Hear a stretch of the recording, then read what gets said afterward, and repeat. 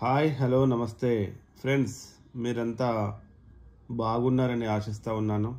అయితే ఈ వీడియో చేయడానికి ముఖ్య ఉద్దేశం ఏంటంటే, మనము ఈ మధ్యకాలంలో జరిగిన ఏవైతే రిక్రూట్మెంట్ ల్యాప్సెస్ ఉన్నాయో మన భారతదేశంలో, ఆ ల్యాప్సెస్కి సంబంధించి కొన్ని కేస్ స్టడీస్ మనము ఇక్కడ డిస్కస్ చేద్దాం. అయితే ఇక్కడ మనకి మెయిన్గా మన ఏపీ తెలంగాణలో ఏదైతే రిక్రూట్మెంట్ ప్రాసెస్ ఉందో దాని గురించి జనరల్గా డిస్కస్ చేద్దాము. అట్లాగే మిగతా రాష్ట్రాల్లో కూడా ఎలాంటి ల్యాప్సెస్ జరిగాయి అండ్ దానికి సంబంధించిన కోర్టు జడ్జిమెంట్స్ అండ్ అవుట్కమ్స్ ఎట్లా ఉన్నాయని చెప్పేసి జస్ట్ ఒక చర్చ మాత్రమే. అయితే ఇది ఎవరిని ఉద్దేశించి కాదు, ఎవరిని అవమానించాలని కాదు, లేదంటే ఎవరిని నిరుత్సాహపరచాలని కాదు.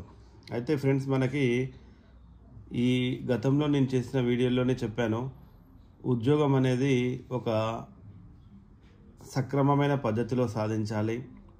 కాంపిటీషన్లో ది బెస్ట్ పర్సన్ని సెలెక్ట్ చేయాలి రిక్రూట్మెంట్ ఏజెన్సీస్. మనకి ఇక్కడ తెలంగాణలో, ఆంధ్రప్రదేశ్లో రిక్రూట్మెంట్ ఏజెన్సీ అంటే పబ్లిక్ సర్వీస్ కమిషన్, తెలంగాణకు సంబంధించి టీజీపీఎస్సీ, ఆంధ్రాకి సంబంధించి ఏపీపీఎస్సీ. అయితే వీటిల్లో ప్రొసీజరల్ ల్యాప్సెస్ ఎందుకు వస్తున్నాయి అంటే, మనకి పొలిటికల్ ఇంటర్ఫీరెన్స్ ఏమన్నా ఉండదా, ఉంటే ఎలా ఉండొచ్చు, ఏంటి, అండ్ ఎందుకు ఇటువంటి ఉద్యోగాల విషయంలో ప్రాబ్లమ్స్ జరుగుతూ ఉన్నాయి పదే అని చెప్పేసి జస్ట్ మనం ఒక చర్చ, అంతేగాని ఎవరిని ఏదో అవమానపరచాలనో లేదంటే ఎవరి గురించో ఏదో చెప్పాలనో కాదు. అయితే ఫ్రెండ్స్, ఇక్కడ మనం ఒక 3 కేస్ స్టడీస్ తీసుకుందాము.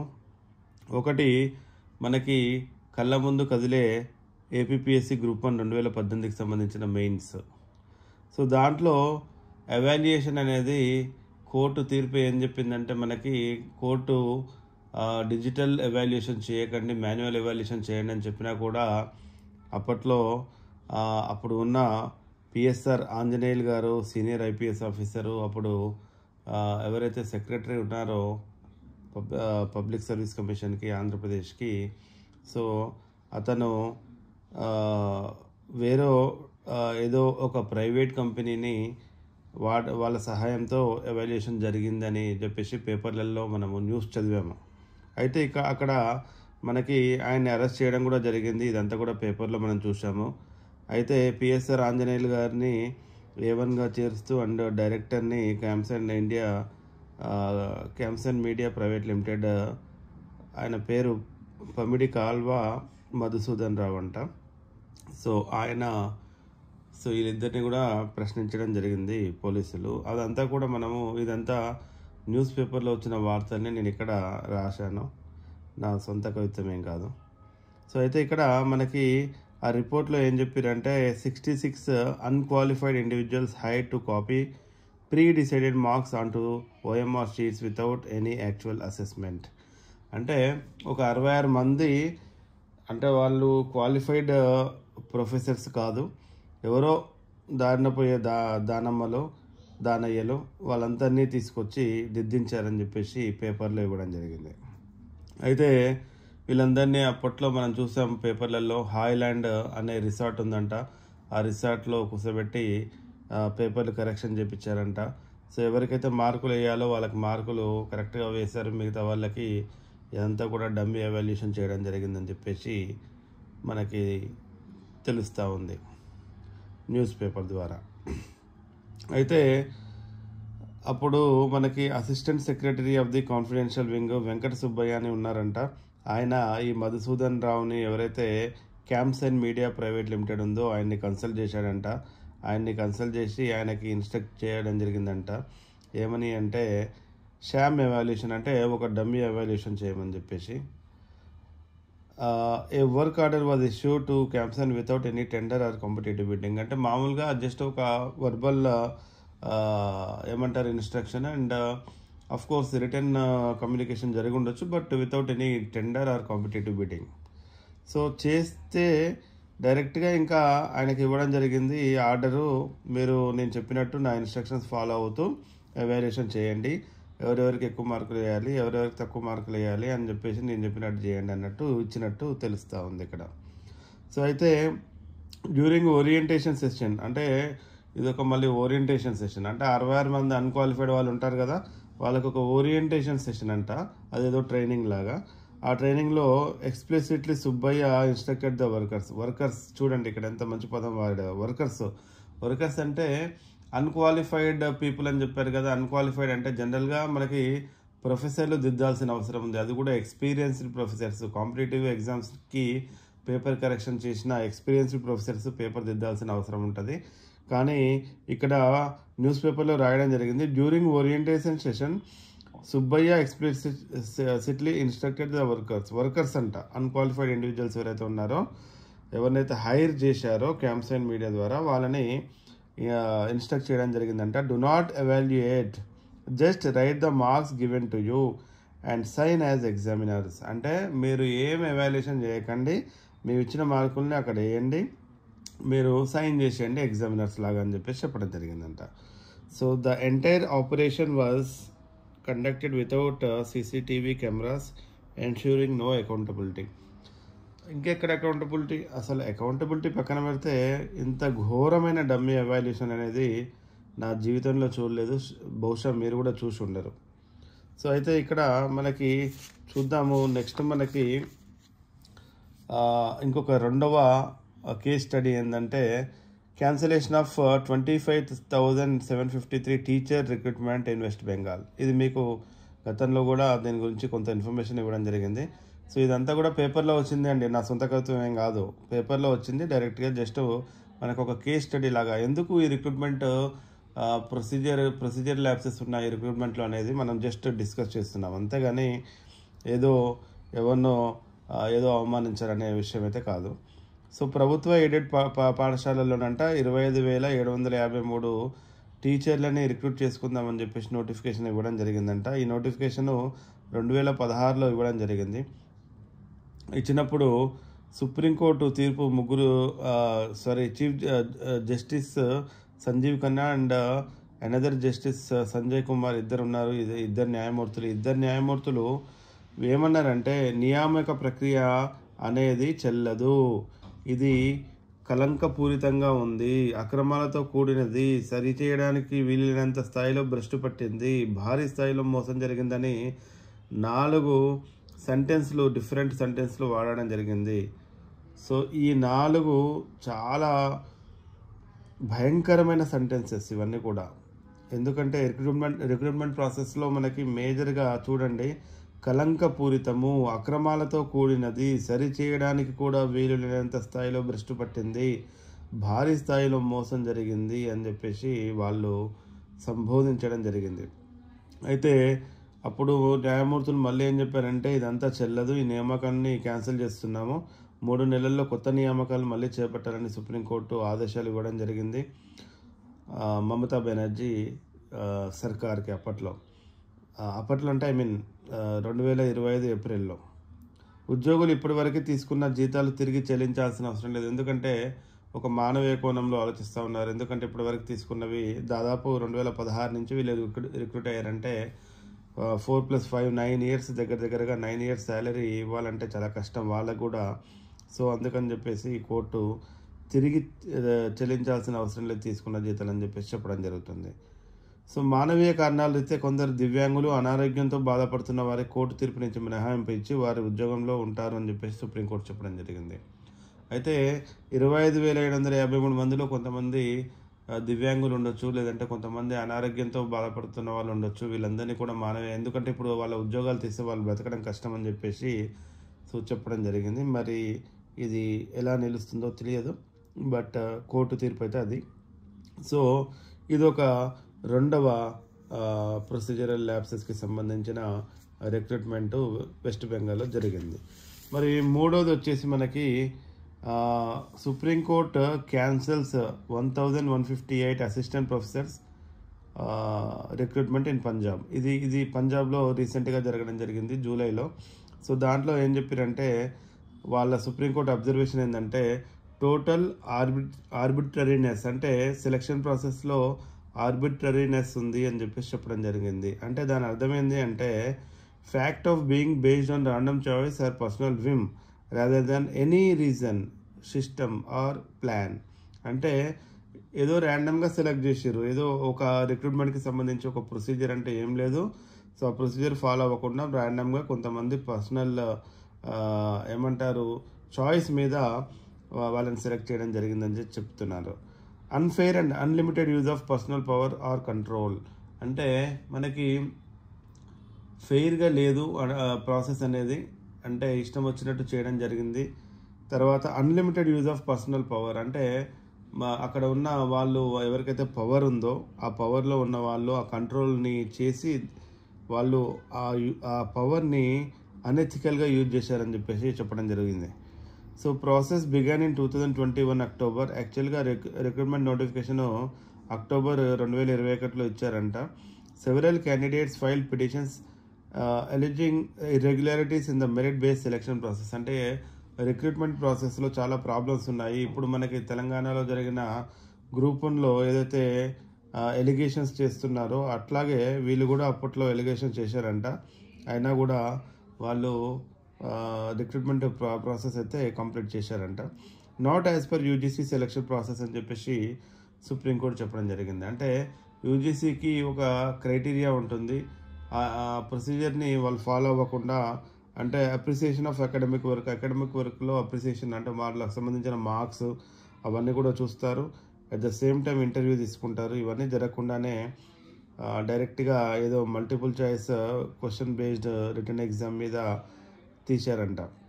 అందుకే just a simple multiple choice question based written exam cannot be sufficient to check the suitability of a candidate even if it is so. In the present case, the sudden replacement of a time-tested recruitment process with a ఇదంతా కూడా supreme court చెప్పింది, నా సొంత కవిత్వం ఏం కాదు. New process was not only arbitrary but was done without following the due procedure which years the entire process అని చెప్పి చెప్పడం జరుగుతుంది. అంటే వీళ్ళు only multiple choice question based exam pattern తీసుకొని చేశారు. దాంట్లో కూడా సడన్గా కొత్త ప్రొసీజర్ అనేది ఏదో పెట్టారంట. అవన్నీ వాటికి సంబంధించిన వివరాలు నిజానికి మనకు తెలియవు, బట్ ఏంటంటే సుప్రీంకోర్టు అంతా స్టడీ చేసిన తర్వాత చెప్పడం జరిగింది ఇది క్యాన్సిల్ అయిపోయిందని చెప్పేసి. అయితే దీంట్లో ఏంటంటే main allegations serious doubts on the fairness of the process, impartiality of the selectors, no recognition of merit. అంటే మెరిట్కి రికగ్నిషన్ అనేది లేదు. ఇదే కదా ఇప్పుడు మనకి తెలంగాణ ఆంధ్రప్రదేశ్ గ్రూప్ 1లోనే కాదు, అనేక రకాల ఎగ్జామ్స్లలో ఈ అన్ఫెయిర్, అనెథికల్ అండ్ ఈ అన్ట్రాన్స్పరెంట్ ప్రొసీజర్ ఏదైతే ఉందో దీనివల్ల మనకి ప్రాబ్లం అవుతుంది అని చెప్పేసి మొత్తుకునేది.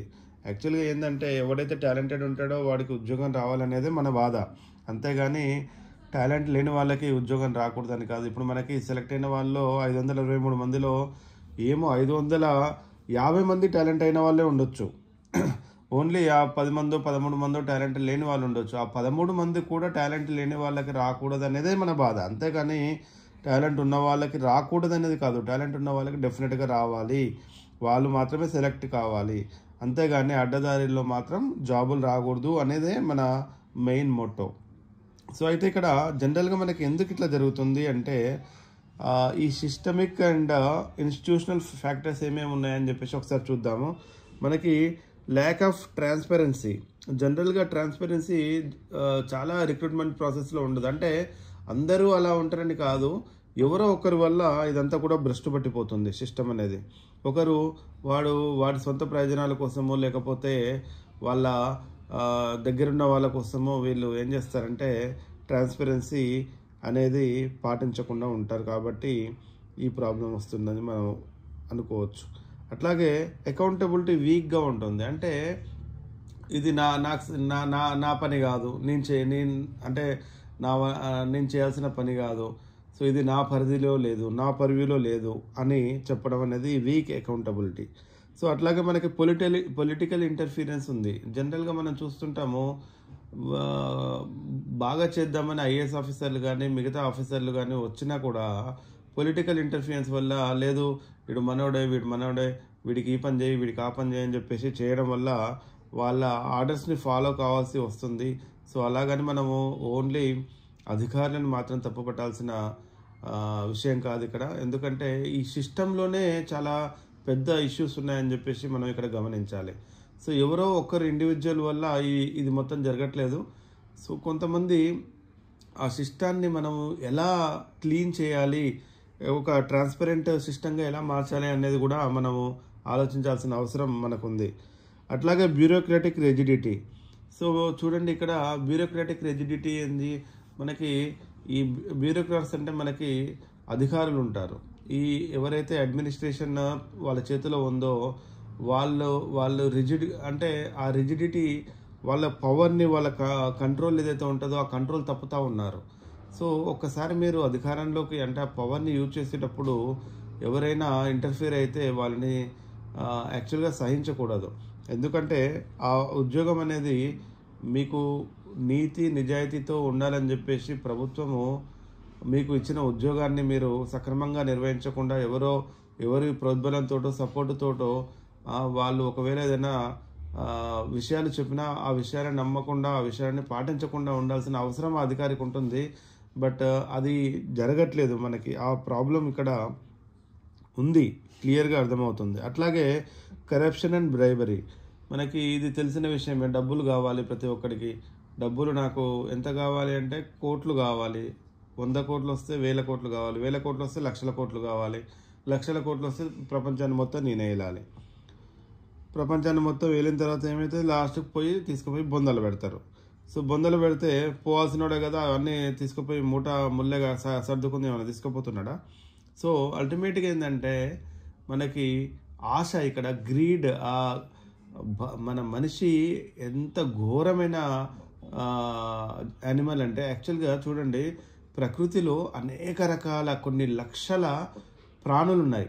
ఆ ప్రాణులన్నిటికీ లేని దురాశ మనిషికి మాత్రమే ఉంది. ఎందుకంటే మొత్తం నాకే కావాలి, ఈ ప్రపంచంలో ఉన్నదంతా నాకే కావాలి, ప్రపంచంలో ఉన్న గొప్ప పేరు నాకే కావాలి, ప్రపంచంలో ఉన్న డబ్బులు మొత్తం నాకే కావాలి, ప్రపంచంలో ఉన్న భూమి మొత్తం నాకే కావాలి, ప్రపంచంలో ఉన్న అమ్మాయిలందరూ నాకే కావాలి, అబ్బాయిలందరూ నాకే కావాలి.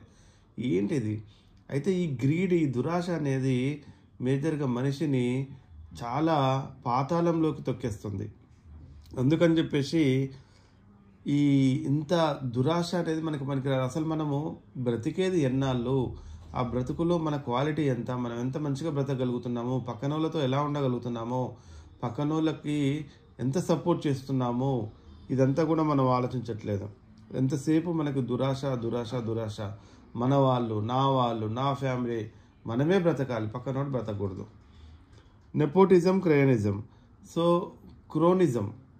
నెపోటిజం క్రోనిజంలో కూడా మనకి ఎట్లనంటే నా దోస్తులు, నా చుట్టాలు, నాకు తెలిసిన వాళ్ళు మాత్రమే సెలెక్ట్ అవ్వాలి, నాకు తెలిసిన వాళ్ళు మాత్రమే బాగుపడాలి.